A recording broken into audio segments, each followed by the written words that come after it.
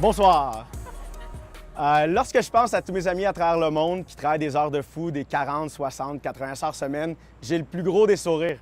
Non pas parce que je travaille pas fort, parce que je fais probablement plus d'heures dans une semaine que tous eux combinés ensemble, mais parce que j'ai des journées de travail qui ressemblent à 5 heures de surf, 2 heures de sieste et quelques bières à la piscine. Donc, croyez-vous qu'en 2018, tout est possible? Ayant grandi dans une famille d'entrepreneurs, mais surtout d'optimistes, j'ai toujours cru que je serais capable d'accomplir de très grandes choses au cours de ma vie.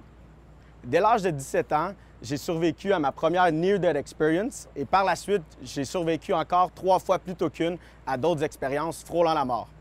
Si j'ai retenu une seule chose de toutes ces péripéties, c'est qu'il fallait profiter amplement de toutes les opportunités, toutes les choses qui venaient face à moi dans le but de profiter pleinement de la vie et de chaque instant. 10 ans plus tard, je peux dire avec fierté que j'ai amplement profité de la vie car j'ai parcouru plus de 55 pays à travers le monde, sur tous les continents. J'ai travaillé sur 3 et vécu sur 4. Je me suis fait des amis dans presque tous les pays qui viennent me voir maintenant au Free Spirit Hostel et j'ai terminé mon baccalauréat en entrepreneuriat. Qui n'a jamais rêvé de se partir en affaires à quelque part dans le monde? Qui l'a fait en silence et n'en a jamais parlé à personne? Qui s'est dit que ça serait impossible à faire? Alors pourquoi l'essayer? La réponse à toutes ces questions, beaucoup trop de monde. En 2014, avec mes 2 amis, lors d'une soirée bien arrosée, Vincent, un de mes partenaires présentement, est parti à pied. Vincent ne marche jamais. Il est revenu 2 heures plus tard avec un tableau de fais-moi un dessin et plein de post-it et nous a demandé, les gars, est-ce qu'on le fait ou pas? On lui a demandé, on fait quoi? Il a dit, ben, est-ce qu'on parle depuis des mois? On crée un projet avec 100 000 $ puis on part à quelque part dans le monde faire quelque chose, puis on trouvera l'idée dans les prochaines semaines. Un peu tipsy, on s'est dit, c'est une bonne idée ça, ah ouais, on embarque. Qu'on a fait le pacte cette soirée-là, qu'on a réalisé ce grand projet qui nous était encore inconnu. Le lendemain matin, on s'est levé, un peu hangover. Le condo était tapissé de post-it avec des idées vraiment loufoques, comme la première, on prenait la Honda Civic Hatchback de Vincent, on la roulait jusqu'à temps qu'elle meure, on la mettait en feu, puis on continuait à pied. Disons que pour 3 gars qui ont étudié en administration des affaires, c'est pas trop entrepreneurial. Donc, on s'est dit, on va regarder l'autre post-it d'à côté. On prenait mon auto, un Santa Fe. On roulait aux États-Unis puis au Canada dans les festivals. Puis on vendait dans les line-up des toasts beurre de pinot de banane puis beurre de pinot de confiture. Puis avec l'argent recueilli, on rentrait dans les festivals puis on s'amusait. Disons qu'il manquait encore un peu de chair au projet, mais qu'est-ce qu'il faut savoir, c'est qu'un brainstorming, il n'y a jamais des mauvaises idées. Donc, quand on s'est rendu compte que notre projet, c'était finalement de se créer une auberge de surf et yoga au Nicaragua, bien, on s'est dit, parfait, on se lance là-dedans, puis on commence immédiatement à travailler d'arrache-pied dans le but d'économiser 100 000 $. Notre chemin avançait bien, mais on se rendait compte qu'il manquerait un peu d'argent. Donc, on s'est dit, quelle source de financement externe on peut aller chercher autre qu'une personne? Parce qu'on avait déjà travaillé fort, donc on ne voulait pas aller chercher quelqu'un qui commencerait après 6 mois. Donc, on s'est dit, on pourrait aller au banquier, l'émission télévisée. Normalement, les gens vont chercher entre 25 et 50 000 $. Ça pourrait être une bonne idée. Finalement, on a été coupé à la dernière étape devant le jury parce qu'on s'est mis en chess devant le jury. Peut-être que c'était pas la meilleure idée, mais on s'est dit, on va être différent. À ce moment-là, bien, on se disait, on pensait vraiment l'avoir, avoir l'argent facile, mais dans la vie, il n'y a rien de facile. Donc, c'est à ce moment-là qu'on a commencé à douter. L'être humain, lorsque ça va pas bien, se remet en doute. Quand il se remet en doute, bien là, son entourage le met en doute. C'est à ce moment-là qu'on s'est fait dire par des amis alentour de nous, tu sais, les gars, c'est pas grave. Économiser 100 000 $ dans un an, c'est impossible. Vous devriez arrêter le projet tout de suite. Disons qu'on était comme, ah, pourquoi?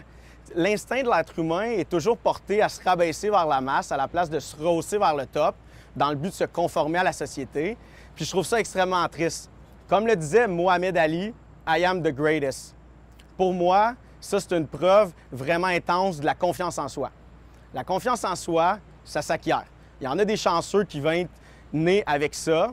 Pour ceux-là, bien, félicitations. Pour les autres, bien, il faut falloir travailler fort pour développer cette qualité.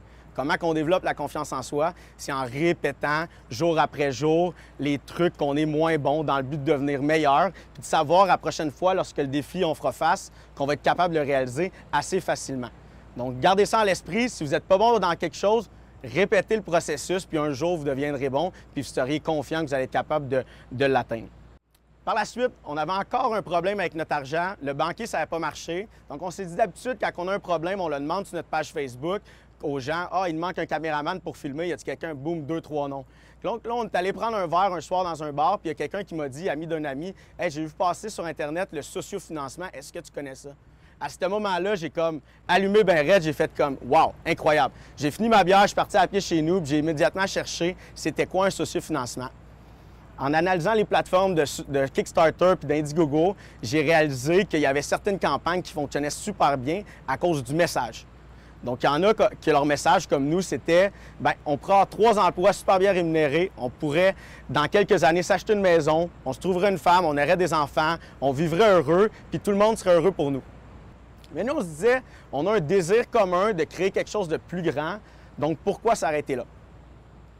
Par la suite, en sociofinancement, il y a une autre chose qui est super importante, c'est qu'est-ce que tu donnes en retour de l'argent. Donc nous, on s'est dit 20 $ en échange d'une carte postale du Nicaragua, ça ne marchera jamais. Qui est assez cave pour donner 20 $ pour une carte postale? J'en connais pas beaucoup. Moi, je ne l'aurais pas fait, donc pourquoi les autres le feraient?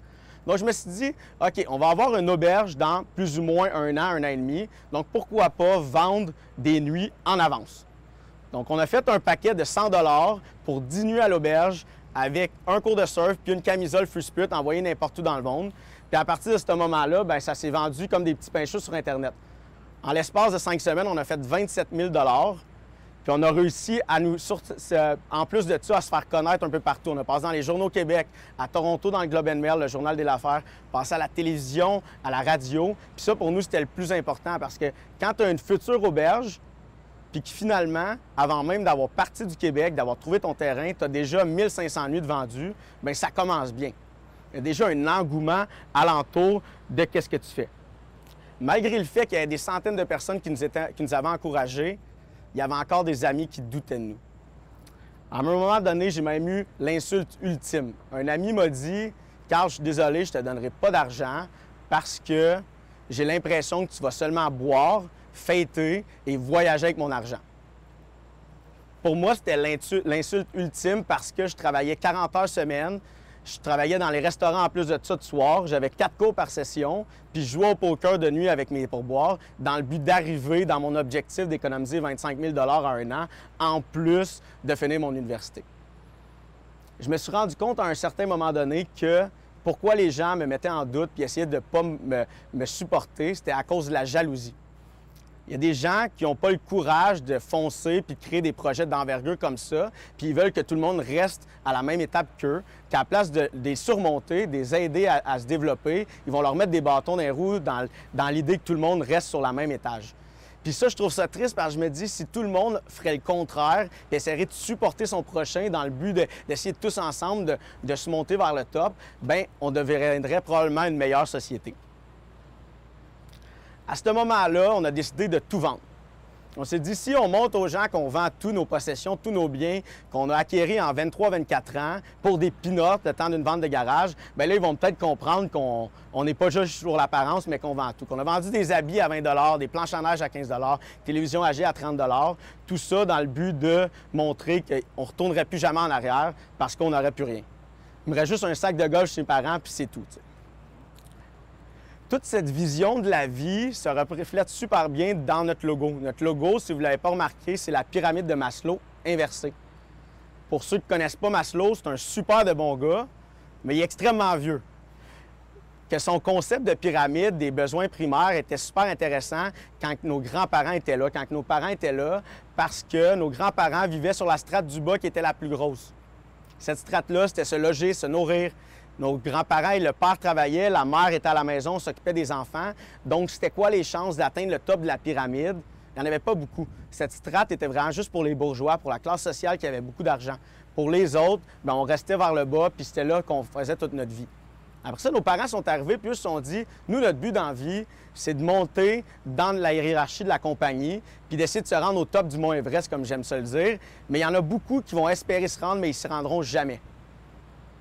Dans ce contexte-là, bien, nos parents vont forcer, vont essayer de se rendre en haut. Quand ils vont arriver à leur retraite, ils vont avoir de l'argent, ils vont avoir un chalet sur le bord d'un lac, 2 autos, de l'argent pour emmener leur enfant à l'université et tout. Puis c'est vraiment bon pour eux autres. Puis je remercie mes parents. Mais dans la génération qu'on a grandi, dans la société qu'on vit présentement, bien, qu'est-ce qu'on veut, c'est vivre de travailler 3 à 4 jours par semaine. On veut prendre des années sans solde aux 4 ans. On veut travailler de la maison. On veut travailler en voyage. On a une société qui a le goût de vivre maintenant et non pas dans le futur. Donc, en tournant le logo de bord de la pyramide de Maslow, bien, on se rend compte que la petite partie en bas, c'est vraiment encore se loger, se nourrir. Mais si on sacrifie cette partie-là, puis qu'on essaye de ne pas s'acheter une maison tout de suite, mais vivre en accord en appartement, bien, on est capable de monter les échelons puis d'essayer de vivre toute notre vie sur le top de la pyramide, qui est pour nous l'accomplissement de soi et vivre ses rêves. Notre objectif était enfin atteint. 102 000 $. Beaucoup de monde n'y croyait pas, on l'a fait. Quand tu vois ce chiffre dans ton compte en banque, tu fais comme « Yes, sir! » Ça n'arrivera pas souvent, mais quand ça l'arrive, tu fais « OK, c'est bon. On a maintenant notre van, on a notre argent, on part en road trip père-fils du Québec jusqu'au Nicaragua pendant un mois. » On a eu toute une expérience, mais le plus important, c'est quand on est arrivé au Nicaragua, bien, on est devenu une auberge sur la route. Donc, pour 11 $ par jour, on embarquait des clients qu'on rencontrait dans les auberges, qui nous écrivaient sur Internet. On campait avec eux sur les plages du Nicaragua, on leur cuisinait sur le feu. Tout ça dans le but de découvrir le pays, mais de faire connaître le projet à plein de gens d'un peu partout dans le monde. Un jour, on s'est perdu, puis on est retourné à El Transito, au Nicaragua.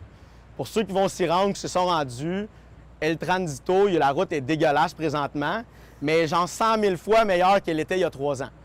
Donc, c'est vraiment rendu presque une autoroute. Quand on a trouvé le terrain, on a signé un contrat avec la propriétaire de location, mais qui commencerait seulement dans 3 mois. Donc, on s'est dit, pendant 3 mois, qu'est-ce qu'on peut faire? On s'est dit, avec notre créativité, on a été capable de vendre 1500 nuits d'avance, on est capable de se faire connaître. Qu'est-ce qu'on peut faire présentement pour continuer d'une façon différente que les autres entreprises dans notre domaine? On s'est dit, OK, on va prendre 3 photos du site. Le site, on voyait presque rien. C'était juste du sable noir puis des palmiers. On prenait des photos des palmiers puis du coucher de soleil, puis on disait que c'était là qu'on allait créer l'auberge. Puis on a créé un forfait Learn to Surf d'une semaine qui est, selon moi, le moins cher sur le marché pour ce type d'auberge. C'est une auberge de jeunesse, de surf yoga, qui ressemble à un surf camp, à une retraite de yoga, qui est familial, un peu festif, mais qui est surtout dans un coin du monde un peu parfait. Il fait toujours chaud, il fait toujours beau. Puis heureusement pour nous, 3 mois plus tard, bien, on avait 85 % de notre été déjà vendu. Disons que pour une entreprise en démarrage, c'est presque inespéré. Si tu te lances en affaires, tu te dis hey, « si dans 5 ans, je fais de l'argent, je vais être heureux ». Nous, on pouvait savoir que dans le premier 3 mois, on était capable de repayer quand même une bonne partie de notre investissement initial, dont on était extrêmement heureux. Puis l'été, elle s'est passée super bien, qu'après ça, le bouche à oreille a continué pour les années suivantes. Malgré ce succès, dès le départ, la chimie dans notre trio, on était 3 au départ, n'allait plus. La cohésion, ça s'en allait de 2 côtés. Notre chimie, notre vision à court terme, à long terme, ça allait dans 2 directions, qu'on a décidé de faire le move extrêmement difficile de racheter un de nos partenaires. Beaucoup de votre entourage vous diront de jamais partir en affaires avec des amis de la famille. Moi, je vous dirais tout le contraire. Parce que souvent, c'est vos amis, c'est votre famille qui auront les mêmes passions, les mêmes désirs de partir dans un projet commun, de se lancer tête première puis de créer de quoi d'envergure. Puis cette façon de penser-là, moi, je la trouve super intéressante. Puis c'est pourquoi bien, je regrette rien de ce que j'ai fait, mais j'ai été capable de tirer la plug au bon moment, comme le ferait une famille en couple avec des enfants qui sont mariés. À un moment donné, si ça ne marche plus dans le couple, que ce soit votre ami, votre frère, une connaissance, bien, c'est important de savoir couper les ponts puis de recommencer vers un nouveau chemin. Donc, ça va coûter extrêmement cher, ça va être vraiment difficile, mais au final, après avoir fait ce move extrêmement difficile, bien, vous allez vous sentir vraiment plus léger et heureux de retourner vers la ligne directrice que l'entreprise s'était fixée. Donc, après ça, Vincent et moi, on se retrouvait 2. On avait encore tous nos objectifs de créer plus de Free Spirit à travers le monde, de continuer à voyager, mais pas juste 1 mois par année, mais davantage de 3 à 6 mois. Donc, on s'est dit à 2, c'est un peu impossible de le faire. Donc, comment on peut faire pour y arriver? On s'est dit, bien, on trouve des nouveaux partenaires, mais lesquels? Il y a plein de monde dans le monde qui voudrait le faire, mais est-ce qu'ils sont compatibles avec vous? C'est difficile de trouver. Donc, un jour, comme la vie fait souvent bien les choses, bien, je marchais sur une plage à Popoyo, dans le sud du Nicaragua, puis je suis tombé sur Félix et Antoine, mes futurs partenaires. Eux voulaient se partir une auberge dans le coin de Popoyo, mais on avait les mêmes désirs de développer un plus grand projet. Donc, je les ai invités au Free Spirit, ils sont venus pour une semaine. On a surfé ensemble, on s'est fait des bonnes bouffes, on a joué au washer, on a argumenté, on a appris sur les valeurs des autres. Puis finalement, on s'est rendu compte que le fit était parfait. Donc, une semaine plus tard, c'était le temps des fêtes au Québec. On est tous revenus dans un petit pub sur la rue Jarry. On a signé le contrat qui, je l'espère, restera pour encore plusieurs années à venir. Ce contrat qui nous lie à repousser nos limites encore plus grandement pour les prochaines années. Parce que, oui, le Free Spirit fonctionne bien, mais comme on est encore jeune, bien, on a le goût de se challenger, on a le goût de se mettre au défi, on a le goût de montrer à encore plus de gens que d'en partir une, c'est faisable, d'en partir deux, encore plus faisable, puis trois, bien, on verra ce que l'avenir nous réserve. Donc, s'il y a une chose que je peux dire, c'est que depuis ces 14 mois-là, j'ai eu la chance de repartir en voyage 6 mois. J'ai eu la chance, avec mes partenaires, de construire une nouvelle maison beachfront au Nicaragua. J'ai eu la chance d'ouvrir une deuxième auberge Free Spirit. Mais j'ai surtout eu la chance de partager tous ces moments-là avec des nouveaux partenaires à cause que j'ai fait ce move de racheter un partenaire avec qui ça ne fitait plus. Donc, une chose qu'il faut vous rappeler, si dans le futur, vous faites face à des embûches, des problèmes, des défis, il y a 4 façons de voir ça. La première, vous voyez le problème, vous vous dites « Ah non, trop difficile, je retourne à ma vie d'avant. » Après ça, bien, vous pouvez vous dire « Ah, j'ai même pas le goût de retourner en arrière, je suis trop paresseux, je m'assieds ici, je recommence ma vie. » Option numéro 3, vous vous dites « Ah, ça va être difficile à surpasser ce défi-là. Donc, à la place d'y aller tout droit, bien, je vais essayer de sortir de ma ligne directrice, je vais essayer d'aller vers l'inconnu. Puis avec mon courage, j'espère que je vais être capable de trouver mon objectif. Mais au pire, bien, je continue quand même à avancer, à grandir puis à me surpasser. » Et finalement, l'étape numéro 4, que moi je pense qui est la meilleure, c'est que tu regardes le problème, tu te dis « Ah, ça va être vraiment difficile, je pense que toute seule, je ne serai pas capable de le faire. » Mais en m'entourant des bonnes personnes, bien, je pense que tout problème ne sera jamais insurmontable. Donc, à ce moment-là, bien, tout devient possible. Puis c'est à ce moment-là qu'il faut continuer à foncer puis à aller vers vos objectifs les plus grands. Donc, j'espère que dans votre avenir futur, proche ou lointain, que vous penserez à moi et à cette étape 3 ou 4, puis vous continuerez à foncer avec passion et détermination, car je crois qu'en 2018, tout est possible. Merci.